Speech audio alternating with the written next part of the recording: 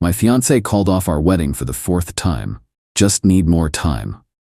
I replied, take all you need. Then I finally walked away by blocking her number and moving to Bora Bora. She was frantically trying to reach me through mutual friends when she realized more time meant no more me. Original post I-35M, Peter, am writing this from a beach. No joke. Blue water, white sand, fruity drink with an umbrella. It's a scene. How I got here from the gray drizzle of my previous life is, well, the point of this post. Her name is Victoria. 33F.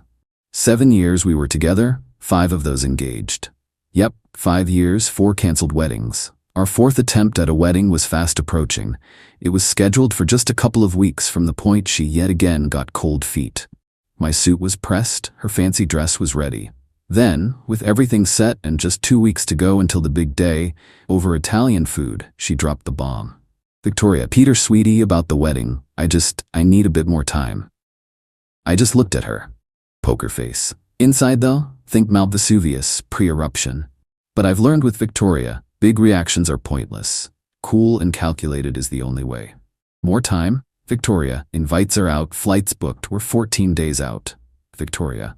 I know, it's awful of me, but it's forever, Peter. I need to be absolutely 100% sure. My head needs to be clear. This was cold feet congello, take 4. Cancel 1, 3 years back. Works too insane, she was a part-time yoga instructor. Cancel 2, 2 years back. My sister Kelly's breakup means I can't possibly celebrate. Kelly, the maid of honor, was actually urging us on. Cancel 3, last year. Are we sure about a big wedding? Maybe elope? After she'd micromanaged every detail of said big wedding. Each time, I'd been, well, a doormat. Disappointed, angry, but I thought I loved her. Each cancellation cost money, caused massive embarrassment, and ate a piece of my soul. But I'd sigh, okay, we'll postpone, and we'd reset. My parents were practically holding intervention signs. My best mate Nathan was blunter. This time though, something snapped. Or rather, clicked into place. Me. After a long, deliberate sip of water. Okay, Victoria, take all the time you need. Her face flooded with relief. Oh, Peter, thank you. You're so understanding. I knew you would be. It's not that I don't want to marry you. I get it. You need time. It's a big step. You should be sure. I even managed a weak smile. The internal volcano went quiet, replaced by a chilling calm. She spent the rest of dinner chattering about how this extra time would let her work on herself. I nodded, ate my carbonara, paid the bill. Standard. The next morning, I was up before dawn. Victoria slept on, probably dreaming of endless time. I packed one big suitcase, essentials, passport, laptop, and a smaller one with a few irreplaceable sentimental things. That was 3 weeks ago. The note was short. Victoria, you wanted more time. You've got it. All of it. I've decided I need time too, time to move on. The wedding is off for good. So are we. I'll sort my other stuff later. Peter. Left it on her pillow, took my keys, walked out of our rented apartment, lease in my name, up in 2 months, thankfully. Drove to my bank, wired a hefty chunk of savings to an offshore escape fund I'd set up ages ago. Hit a travel agent, booked a one-way business class seat to Bora Bora, departing that evening. Called my phone provider, new SIM, new international number. Then I called Nathan. Me mate, you busy? Nathan, never for you. What is it? Did she pull the pin again? Me, yep, and I'm out, for real. Need a massive favor. I laid out the plan. He was quiet then. Holy crap, about damn time, Peter, what do you need? My Audi A4 was mine, clear title. Asked him to sell it, take a commission. Done deal. I'd packed the docs, handed him keys, signed a power of attorney. Last stop, my parents. Told them. Mum cried, then hugged me. Oh darling, I'm sorry it took so long, but thank God you're free. Dad shook my hand, pure relief on his face. Go live your life, son, you've earned it. Blocked Victoria. Phone, socials, email, blocked Kelly, her parents, her inner circle, the whole lot. If she wanted to find me, she'd have to work for it. I wasn't planning on being found. I landed here in Bora Bora, checked into a stupidly fancy overwater bungalow. The first week was sleep, cocktails, ocean gazing. The anger and hurt are still there, but they're receding, replaced by peace. And a nagging, why didn't I do this sooner? Yesterday, Nathan called. Victoria's been blowing up his phone. She woke up, read the note, and didn't understand. Figured I was just off for a sulk. When I was unreachable, panic mode engaged. She started hounding mutual friends, my parents, who politely stonewalled her. Nathan said she's veering between tears. How could he do this to me? And fury, he can't just leave. We have a wedding to replan. The sheer entitlement is breathtaking. She actually told Nathan, but I just needed more time. Not this. He's supposed to wait for me. Nathan's classic reply, looks like he gave you all the time in the world, Victoria. Then took his own.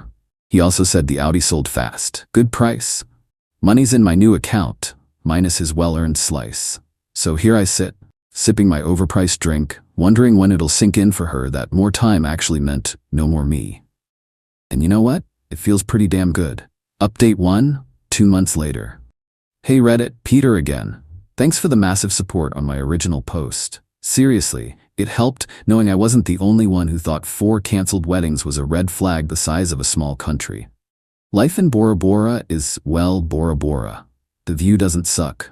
I've actually started to unwind. Got a tan, started doing some remote freelance consulting, my old gig, but now with a 10-second commute to the balcony. The time difference is a beast. But hey, now, the Victoria fallout. Predictably, it escalated. Nathan has been my unwilling intelligence officer, mostly because Victoria and her crew started getting aggressive with anyone connected to me. According to Nathan, Victoria's narrative quickly became, I'm the unstable, impulsive one. I'm the one who threw away 7 years because she made a simple request. The audacity is Olympic level.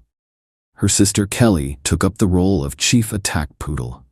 Kelly started spamming Nathan, even some of my distant relatives she dug up on Facebook. The theme, Peter's had a breakdown, he needs help. Victoria is frantic, he's abandoned her and his responsibilities. My only responsibility at that point was to my rapidly recovering sanity. Then, the apartment drama. The lease was up last month. I'd already told the landlord I was out and Victoria would handle things. Paid my half of the final month before I vanished. Victoria apparently just stayed. Didn't pay, didn't pack. Assumed I'd magically sort it.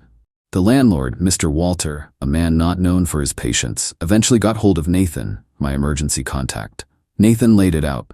Relationship over, I'd paid my share and left, Victoria was informed.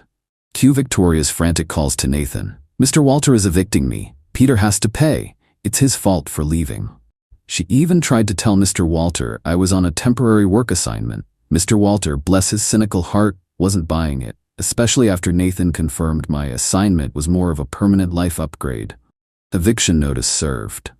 Victoria had to scramble and ended up bunking with Kelly. Nathan says it's a domestic horror show over there. Good. Next up, the wedding gifts. We'd asked for cash towards a house deposit. A tidy sum had accumulated, mostly from my side and older friends. It was in an account solely in my name, lesson learned long ago. Victoria, via Kelly, demanded her share. Kelly sent Nathan an itemized list of Victoria's guests and the amounts they gave, demanding those sums be sent directly to Victoria. Not to the gift givers, to Victoria. For her trouble, presumably. My reply, relayed by Nathan, all wedding gifts will be returned to the original givers with a note explaining the permanent cancellation. Provide addresses for Victoria's guests, I'll handle it. This apparently was an act of war. Kelly to Nathan. That's not fair. Victoria needs that money. Peter is being vindictive. He's stolen her future. Now he's stealing her money. Stolen her future? She flushed her own future down the toilet 4 times. I just stopped offering her a new roll of paper. I spent a rather tedious week doing online banking, writing polite notes. Due to the wedding cancellation, Peter is returning your generous gift. He wishes you well. And sending every penny back. My family and friends were understanding, even relieved. No idea how Victoria's guests took it, but I bet Kelly and Victoria had some awkward explaining to do when the expected windfall didn't materialize. Small detail, big on entitlement. Victoria had borrowed my Bose Quiet Comfort headphones, a good leather jacket, some nice photography books. When Nathan arranged for movers, hired by me remotely, to clear my remaining furniture from the old apartment, these items were missing. Victoria, through Kelly, because facing the movers was too much apparently, claimed they were gifts. They weren't. I let it slide. They aren't worth the aggro. But it's the principle. She genuinely believes she's the wronged party. That after years of her nonsense, I owed her, what? Eternal waiting? A lifetime supply of more time while I funded her whims? Nathan said she's now telling anyone who'll listen that I've run off with another woman to Bora Bora. Hilarious.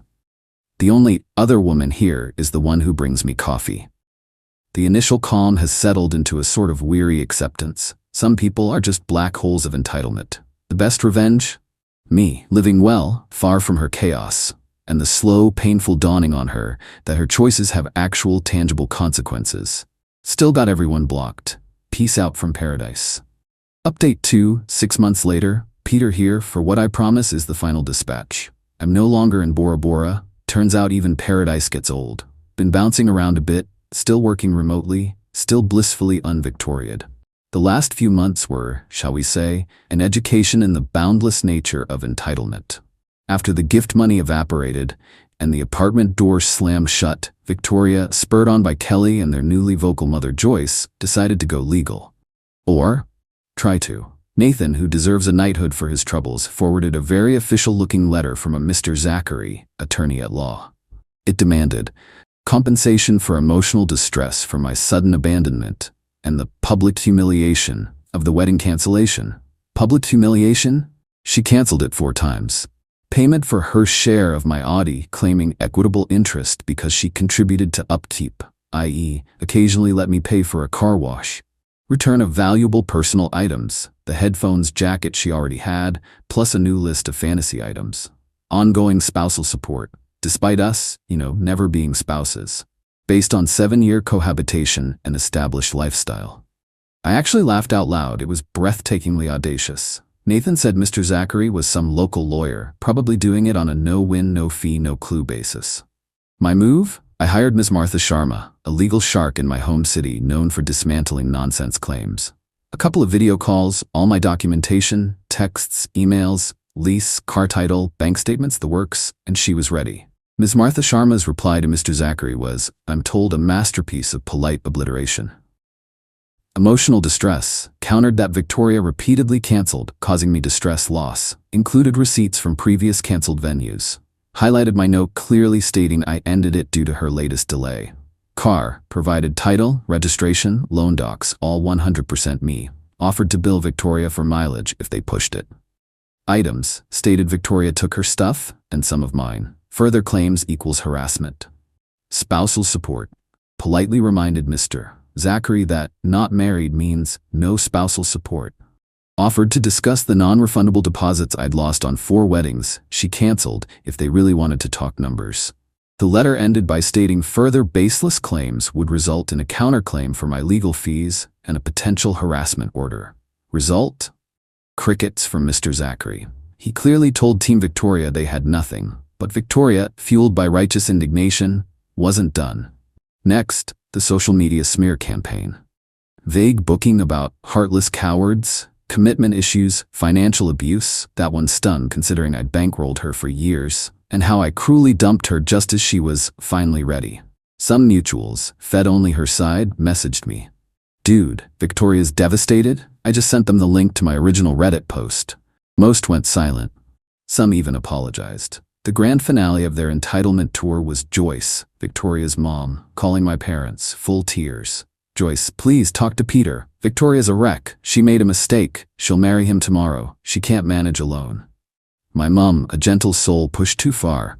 Joyce, Peter made his decision after Victoria canceled wedding number 4. He gave her 7 years. His coming home isn't happening. Victoria is an adult. It's time she managed alone. Perhaps this is the more time she always wanted. Click, and that apparently was that. Nathan says Victoria is still at Kelly's, a reportedly miserable setup. Kelly's tired of funding Victoria. Victoria's tired of not being the center of attention. Victoria got a full-time retail job, hates it, complains constantly about life's unfairness. Shocking. Me? I'm good, really good. The anger's gone. Bit of sadness for the lost years, but mostly profound relief. And yeah, a quiet satisfaction. The revenge wasn't loud, it was just me drawing a line. Enough. Her actions had consequences. She wanted more time without me. She got a lifetime supply. She thought she could control me and the narrative forever. She found out she couldn't. She assumed the world owed her a comfy life, regardless of her behavior. The universe, via Miss Martha Sharma, issued a harsh correction. And watching that, even from afar, has been deeply satisfying. She didn't just get more time, she got a full immersion in reality. That's the best closure. Time for a new adventure. Thanks for reading Reddit. You guys help more than you know.